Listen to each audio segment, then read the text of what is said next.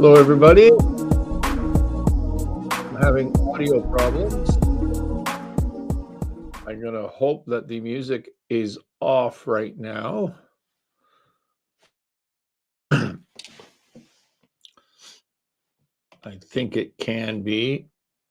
Ashley, keep me up to date in the comments, please. But let's get this show started. Welcome, everybody. October 24, 2025, the Sinclair Range Week in Review. We like to give people a couple of minutes. Let's see if I can see some comments on here. Darren, sounds good. Oh, thank you for that. I appreciate that, Darren. Give people a couple of minutes to join. We missed last week. Again, this seems to be a habit on the Sinclair Range Week in Review show.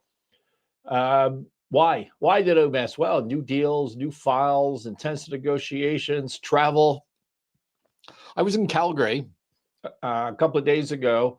I had nothing else to do other than a lunch. I got stuck there for 2 days because I couldn't get off the phone. I've been working from 6 in the morning till 8, 9 at night, negotiating. There's a lot going on in the middle of all that. I have to, thanks, Ashley, for the comments on the sound.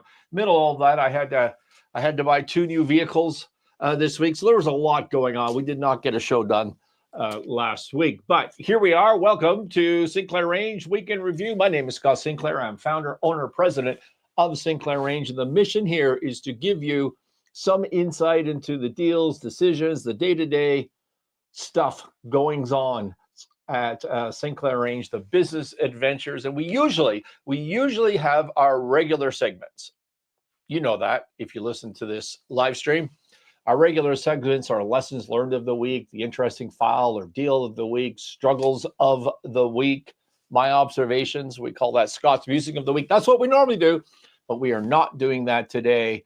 Instead, today, I'm going to give you just a story, an observation of mine, something I was thinking about in the last week or 2 weeks, in fact. And maybe it's helpful to you. Earlier in October, I think it was the day of our last live stream, in fact, President Trump was able to sign the first phase of what I think was a 22-point peace plan between Hamas and Israel. Do you remember that? For me, it feels like a year ago, but that was about 2 weeks ago. And the idea is to bring peace to the Gaza region with support of all of the major players in the region. Really an outstanding, terrific negotiation. We're not getting into the politics of this today. Don't worry about that. I don't care which side of the fence you are on. Everybody seems to have a different opinion. I don't care if you think it's going to fall apart. The fact of the matter is that hostages were released immediately, which was a huge win. It was a huge win for the Trump administration and the negotiation. And 2 weeks later, although there are millions of problems and terrible things still going on, as there always are in these situations, the deal so far seems to be holding up. And it was a masterclass in negotiation, a masterclass in turnarounds, so impressive that even the haters had to stop and say, wow, congratulations, good job to the administration for getting that done. Now, many of you who actually know me, are we not live on Instagram? Sorry about that. Instagram problems, as usual. Instagram people, you missed the beginning of this, but you will see it when we repost it. Many of you who know me know that I'm a devout listener to Coffee with Scott Adams. If you don't know Scott Adams, he is an author, he's a podcaster, he's a commentator, and he's also the creator of the Dilbert comics, which is where I think he made most of his money. He's an entrepreneur, and he's a student and a teacher of persuasion. And I listen to Scott every day. He does 7 days a week, 365 days a year. Christmas Day, he is out podcasting 1 hour every morning. And what he does is teaches persuasion in the context of current events. He talks a lot about Trump because Trump is a persuasion master. And leading up to this deal between Israel and Hamas, Scott Adams was talking about this a lot. And what he was saying was the chances of getting this done is approaching zero. The chances of getting a deal done are approaching zero. Yet, what does Trump do? He just keeps hearing yes. He keeps pushing forward. Every time Israel says no to the 22-point plan, what Trump hears is yes. And he focuses on the points of agreement. And every time Hamas says no to something within the 22-point plan, like laying down our arms or whatever it is, what does Trump hear? He only hears yes, and he focuses on the points of agreement. So that's what Scott Adams was going on about for a week or 2 weeks heading into this. And he described that as changing the very frame of reality, the very frame of reality. And that's what persuasion is. Reframing is what persuasion is taking a set of facts and putting them into a different light to persuade people to make a different decision. That's really what reframing is all about. And so that's what this idea of always seeing the positive, always seeing the yes when everybody is saying no, is just changing the frame on everything. So, right, I'm listening to Scott Adams, the deal gets done.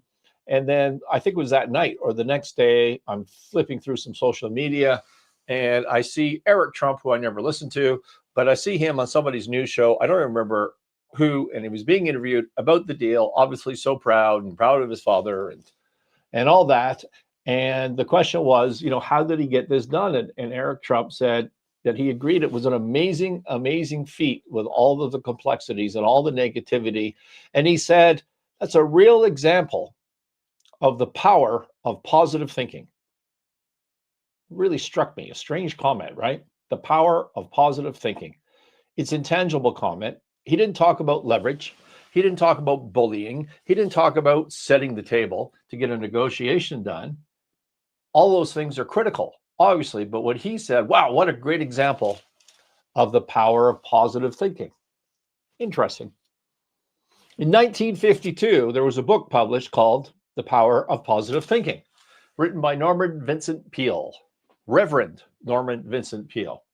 And many credit this book with being the most powerful guide to a better life, to a better business, and to get there by thinking better, by visualizing success, getting rid of negativity.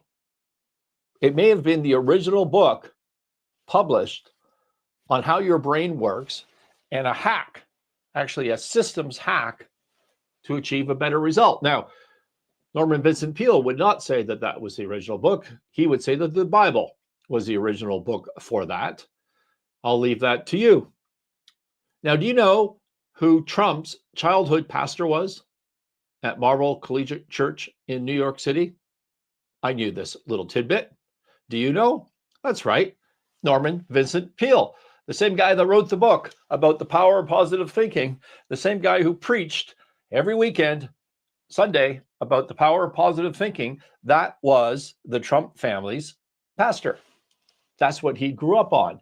And it credits Norman Vincent Peale in his teachings with the whole Trump family's success, with the gospel of visualizing wins, eliminating doubt. So I thought that was an interesting comment from Eric Trump.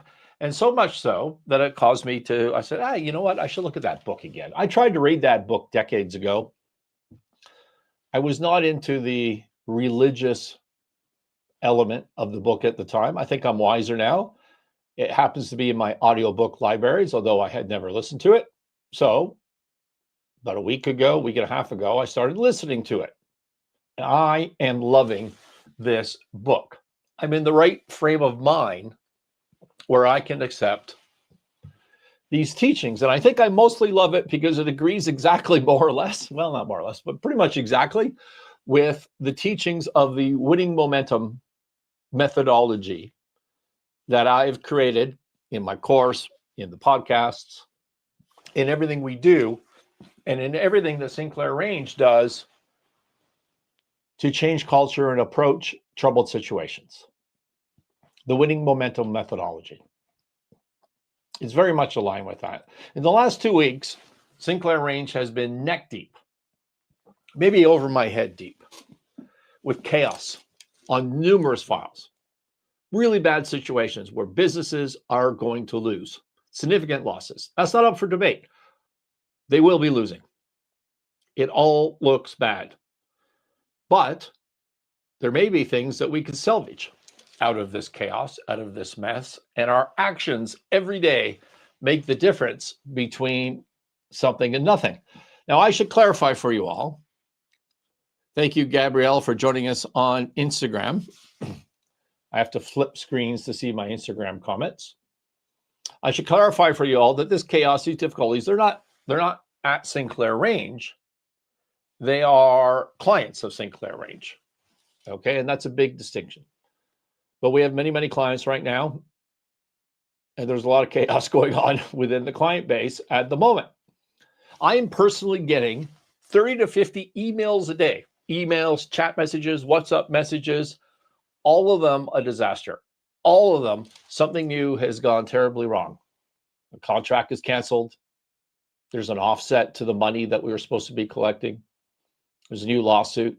A deal fell apart. We found another fraud. Frauds all over the place. Payroll wasn't made. Another disaster. 30 to 50 emails a day. And again, not at Sinclair range, within the businesses that we are trying to save. So I have this relentless stream of doom coming at me, so much so that I just stopped reading these emails, these messages, because I already know we're screwed. I already know we're not going to save this particular situation. What value add to me is yet another message saying you're even more screwed now? And again, not Sinclair range, sort of the situations that we're trying to assist. All it's doing, these negative messages, is draining my energy.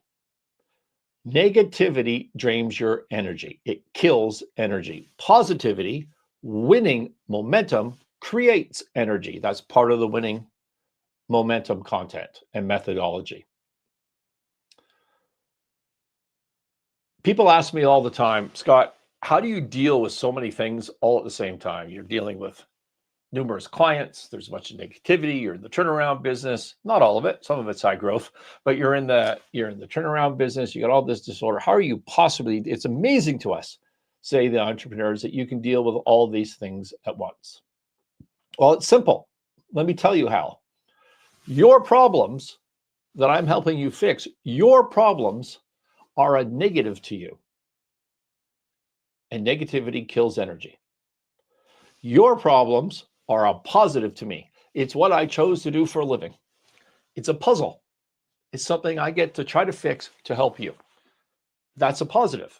The same issue is a negative to you, it's a positive to me. Negativity kills energy. Positivity creates energy. You know what I don't have energy for in my life? My own problems. There's no energy for that because that's negativity. Got it? Negativity kills energy. Positivity creates energy. That's why you should hire an advisor for these sorts of situations, by the way. So I get all these messages coming at me.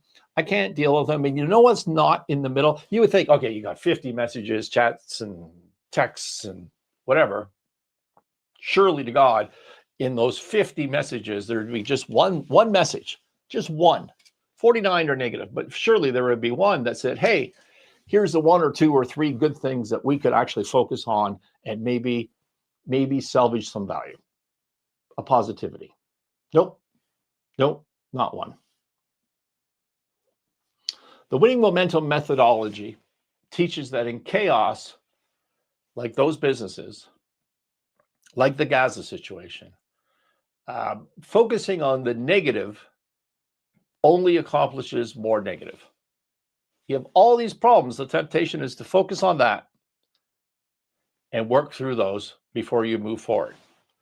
But what that does is it creates more negative. You have to latch on to something positive and you have to win. Hey, Alina, thank you for joining us on Instagram. You have to latch on to positive and you have to win. And then you have to do it again tomorrow. And eventually, when you start winning, those wins start to compound. And it's that compounding effect that you want. That is what winning momentum is. In The Power of Positive Thinking, I've only got through a couple of chapters so far. Peale refers to the negative loop that he calls mental garbage, where fear snowballs and blinds you to possible wins. In the first chapter, he talks about spotting those trash thoughts and swapping them for positive thoughts. It's the key to everything, getting rid of the negative and focusing on the positive. He provides a series of tools to do that, including visualization and a number of other tools, but it's all geared towards getting rid of the negative. In the winning momentum methodology of mine, it teaches you that you don't need to be relentlessly positive. You don't need to be delusional. How many businesses have I seen in my career come to me and you got the hockey stick projections and it's all just, it's delusional. You don't need to be relentlessly positive. You need to not be negative. That's what you need to be in business, in life, in everything. Do not be negative. Negativity creates fear, overwhelming fear. Fear creates paralysis. Paralysis creates more negativity. There's your loop. Negativity creates fear. Fear creates paralysis. Paralysis creates more negativity. The Power of Positive Thinking, this book is a blueprint for ridding negativity, at least so far as I've gotten through the book. That's true in life. It's true in business. It's true in politics. Let's talk about business. The winning momentum methodology says this. Take all the bad things that you have to do every day, your litany of problems and the work that you have to do on that, and limit it to a specific period of time. I'm going to work on this shit for 2 hours. No more. Even 1 hour. The truth of the matter is you're staring at your list of problems all day long, and you're not doing anything. You're not doing any, beyond that first hour or two, you're doing nothing productive. You don't have the energy. You don't have the brain capacity to deal with that much negativity. You can't ignore it, but limit it to a period of time. And if it's 2 hours, spend the rest of your day, 6 hours, 8 hours, 10 hours, whatever it is, on positive things, on the things that give you energy, that you make money, the reason you got into business to start with. Focus on winning. Pick a minimum of one thing every day and win. And if you are in a business and you have this distressed problem and you need to change culture, make your first wins easy, cheap, and visual. Usually that means environmental. I'm going to tell you, 100% of businesses that I've walked into that are financially distressed are filthy. The bathrooms are dirty. It's dingy. The light bulbs aren't working. How much does it cost to clean the bathroom, put in some new fluorescents and a fresh coat of paint? It costs very little, almost nothing. How do you feel if you're stressed about something and you go clean up your closet or you go clean your garage? You feel great. Why is that? Is it because you have an organized closet? No, it's because you were successful. You won at something. That's what you do in business. Do something cheap and easy and create a win. And now your employees wake up the next morning and think, everything's still stressful over here, but it's a little bit better than it was yesterday. And then do it again, win again. And then you start getting that compounding effect. And all of that has a huge, massive impact on positivity and therefore energy. The winning momentum methodology also teaches us to triage. You need to be aggressive, walking away from the bad, walking away from the negative. I just need to ignore these 50 messages of negativity that I get during the day because I couldn't function if I just kept reading those over and over, and that was my entire day. Like 80%, maybe 90% of what you do every single day doesn't matter. It's a shocking statistic, but it's true. 80-90% of what you do every single day in the grand scheme of things just doesn't matter. Spend your energy on positive things for the most part, things that can be saved if you are in a crisis situation. Focus your energy on the things that create value. And the power when you're doing that, the power of positivity, the book would tell you that you are not alone on that journey. I'll leave that for you to decide whether you're buying into that or not, but that's what the book would say, and it's a great book. I suggest you give it a read. We're having a short episode today because we're so damn busy. But that is the message from Sinclair Range Week in Review, October 24, 2025. Thank you for listening. Thank you to all those that reach out and suggest topics and want to have a conversation. And if you and your business are going through a transition, you want to navigate some high growth, financial distress, doing the deals, reach out to us in the notes. You know how to reach us. You will figure it out. Thank you for listening. We will talk to you next week.